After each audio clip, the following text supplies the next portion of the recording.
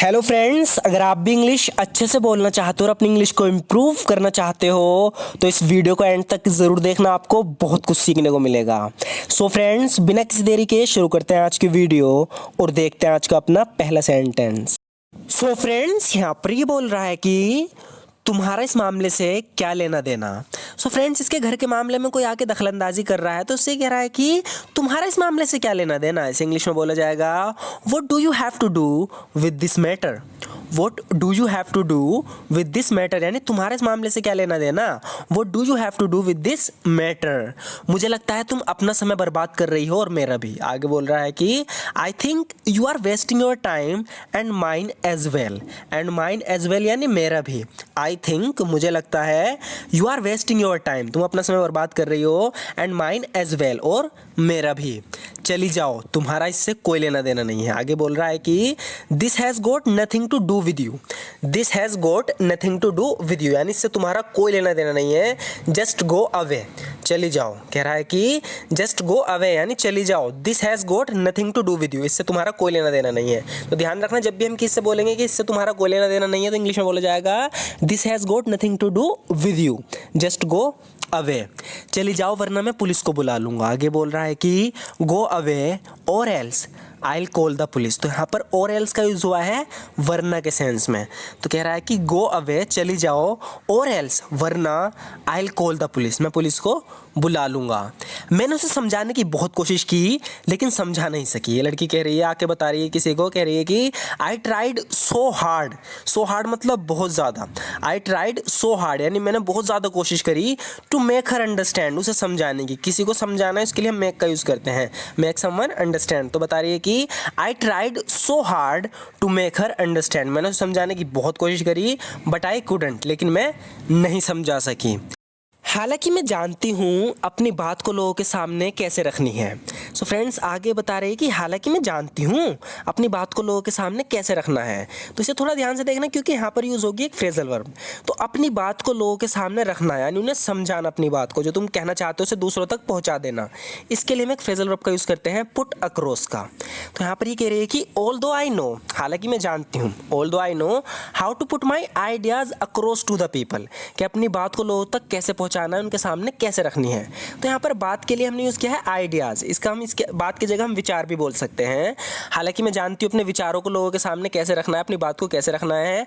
Although I know how to put my ideas across to the people, लेकिन कभी कभी अपनी बात को सामने रखना बहुत मुश्किल होता है। आगे बोल रही है कि it is sometimes very hard to put your idea across. कह रही है कि it is sometimes very hard to put your idea across. तो यहाँ पर भी बात रखने की बात चल रही है, पुट अक्रॉस का यूज़ हुआ है, ध्यान से देखो। It is sometimes very hard to put your idea across, लेकिन कभी कभी अपनी बात को सामने रखना मुश्किल होता है। The idea is difficult to put across, आप इस तरीके से भी कह सकते हो जैसे यहाँ पर ये कह रही है कि जो आइडिया है ये लोगों को समझाना मुश्किल है क्योंकि ये आइडिया ईजिली किसी की समझ में आता नहीं है। तो बता रही है कि the idea is difficult to put across यानी ये आइडिया लोगों को समझाना मुश्किल है, उनके सामने रखना मुश्किल है। हालांकि बारिश रुक गई लेकिन हवा अभी भी तेज चल रही है। यहाँ पर इससे बता रही है कि दो का मतलब भी हालांकि होता है। दो इट स्टॉप्ड रेनिंग, दो इट स्टॉप्ड रेनिंग हालांकि बारिश रुक गई। The wind is still blowing hard, the wind is still blowing hard मतलब हवा अब भी तेज चल रही है। दो it stopped raining the wind is still blowing hard, हालांकि बारिश रुक गई लेकिन हवा अभी भी तेज चल रही है। जब मैं बाहर गया या गई, यहाँ पर ये लड़की है तो गई आएगा। जब मैं बाहर गई तो ठंड से कांपने लगी। इसे इंग्लिश में बोलेंगे I shivered with cold. I shivered with cold यानी मैं ठंड से कांपने लगी। व्हेन आई वेंट आउटसाइड, जब मैं बाहर गई। I shivered with cold when I went outside, जब मैं बाहर गई तो ठंड से कांपने लगी। बेहतर होगा कि तुम इस ख़राब मौसम में बाहर ना निकलो। ये वैसे बीमार है पहले से ही, ये बाहर जा रहा है तो समझा रही है कि you had better not to go out in this bad weather. तो यहाँ पर हमने यूज़ किया है हैड बेटर का। हैड भले ही आ रहा हो लेकिन ये पास्ट में इसकी मीनिंग नहीं होगी। जब भी ये बेटर के साथ जुड़ जाता है, हैड बेटर तब भी दोनों साथ आते हैं ना, तो हैड की मीनिंग चेंज हो जाती है। यहाँ पर इसकी मीनिंग या तो प्रेजेंट में होगी या फ्यूचर में, पास्ट में नहीं होगी। तो कह रही है कि you had better not to go out in this bad weather, बेहतर होगा कि तुम इस ख़राब मौसम में बाहर बाहर ना निकलो। अगर तुम बीमार पड़ गए तो, इस तरीके से हम कहते हैं ना कि अगर तुम बीमार पड़ गए तो।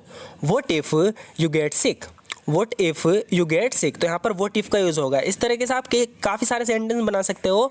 आप किससे कह सकते हो कि अगर आप पकड़े गए तो, तब भी आप बोलोगे what if you get caught, what if you get caught. इसी तरीके से यहाँ कह रही है कि अगर तुम बीमार पड़ गए तो, what if you get sick. Please आज काम पर मत जाओ, please don't go to work today. कह रही है कि please don't go to work today, please आज काम पर मत जाओ, please don't go to work today. आज की छुट्टी कर लो, just take a day off today, just take a day off today. तो ध्यान रखना है, डे के बाद ऑफ का यूज़ होगा, OFF। Just take a day off today, आज की छुट्टी कर लो। लेकिन अगर तुम जाना ही चाहते हो तो जाओ, but if you want to go, go, but if you want to go, go. कह रही है कि लेकिन अगर तुम जाना चाहते हो तो जाओ, but if you want to go, go. क्या पता बारिश पड़ जाए, अपना छाता ले जाना। आगे बोल रही है कि take your umbrella with you, यानी अपने साथ अपना अम्ब्रेला ले जाना, छाता ले जाना। Take your umbrella with you in case it rains. In case, इसका हम हिंदी में बोलते हुए कर लेते हैं कि इन केस ऐसा हो गया तो, इन केस वैसा हो गया तो। इसका मतलब होता है कि शायद ऐसा हो जाए, क्या पता ऐसा हो जाए। तो यहाँ पर ये कह रही है कि take your umbrella with you in case it rains. अपना छाता अपने साथ ले जाना, क्या पता बारिश हो जाए। तुम आखिरी बार चर्च कब गए थे? यहाँ पर इससे पूछताछ कर रहा है, कह रहा है कि when was the last time, when was the last time you went to church, when was the last time you went to church, यानी तुम आखिरी बार चर्च कब गए थे? मैं मुश्किल से ही कभी चर्च जाता हूँ। ये जवाब में बोल रहा है कि आई हार्डली, हार्डली यानी मुश्किल से ही, एवर यानी कभी, यानी मैं मुश्किल से ही कभी चर्च जाता हूँ। I hardly ever go to church, I hardly ever go to church, यानी मैं मुश्किल से ही कभी चर्च जाता हूँ। I hardly ever go to church. मुझे कुछ कर्ज चुकाना है, तो किसी का इस पर कर्ज है, को क्या है, किसी का हेल्प वाला कर्ज हो या पैसे वाला कर्ज हो, तो कह रही है कि मुझे कर्ज चुकाना है, मुझे कुछ कर्ज चुकाना है। तो इसे इंग्लिश में बोलेंगे I have some debts to repay, I have some debts to repay, यानी मुझे कुछ कर्ज रिपे करना है, कुछ जो मेरे पे डेट्स है उसे चुकाना है। अगर मैं कुछ घंटों की छुट्टी ले लूँ तो चलेगा। यहाँ पर ये पूछना चाह रही है कोई दिक्कत तो नहीं है, अगर मैं कुछ घंटों की छुट्टी ले लूँ चलेगा ना, ओके रहेगा ना। पूछ रही है कि is it okay, is it okay, ध्यान रखना शुरुआत होगी is it okay if I take a few hours off. अगर मैं कुछ घंटों की छुट्टी ले लूँ तो चलेगा। यहाँ पर इसके लिए काम करती है, इसे कहीं जाना है काम से, तो कह रही है कि is it okay if I take a few hours off. अगर मैं कुछ घंटों की छुट्टी ले लूँ तो चलेगा। देखो घंटों कुछ घंटों की छुट्टी की बात चल रही है, तो यहाँ पर आवर्स के बाद ऑफ आएगा, अगर दिन की तो डेज के बाद ऑफ आता है। आगे बोल रही है कि एक समय पर तो सभी ने मुझसे उम्मीद छोड़ दी थी। यहाँ पर ये बता रही है कि मैं बहुत कोशिश कर रही थी तो आगे ज़िंदगी में बढ़ नहीं पा रही थी, फेल हो जा रही थी।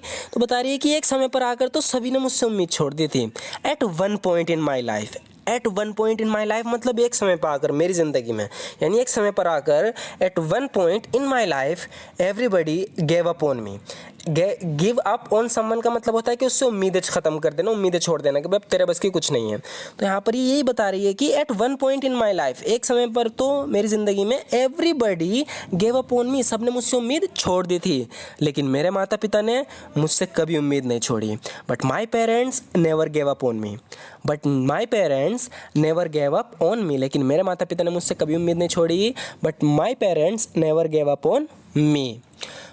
वे मुझे हमेशा आगे बढ़ने के लिए प्रोत्साहित करते रहे, यानी कि इनकरेज करते रहे। तो बता रही है कि they always kept encouraging me to move forward. Move forward मतलब आगे बढ़ने के लिए।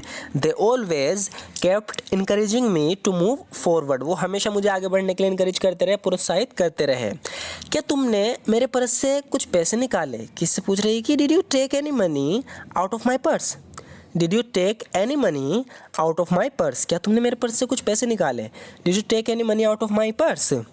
तुम्हारे आने तक हम सब मज़े कर रहे थे, तो किसी ने आके इनकी पार्टी को बेकार कर दिया, लड़ाई झगड़ा शुरू कर दिया। तो यहाँ पर कह रही है कि we are having fun until you came, until you came यानी तुम्हारे आने तक, तुम्हारे आने से पहले। We are having fun until you came, तुम्हारे आने तक हम मज़े कर रहे थे, लेकिन तुमने आकर सबका मूड ख़राब कर दिया। But you came and spoiled everyone's mood, but you came and spoiled everyone's mood, लेकिन तुमने आकर सबका मूड ख़राब कर दिया। सो फ्रेंड्स, इस वीडियो में भी हमने प्रैक्टिस के लिए लास्ट में कुछ सेंटेंस 4 से 5 सेंटेंस रिपीट किए हैं अपनी पुरानी वीडियो के, ताकि आप प्रैक्टिस भी करते रहो। जो हम पढ़ रहे हैं वे अगर बार बार रिपीट होते रहेंगे तो हम ईजिली उन्हें बोल भी पाएंगे। तो अगर आप अपनी इंग्लिश को इसी तरीके से इंप्रूव करना चाहते हो और इंग्लिश सीखना चाहते हो तो इस चैनल को जरूर सब्सक्राइब कर लेना। वीडियो अच्छी लगे तो लाइक ज़रूर कर देना। And thank you so much for watching this video friends.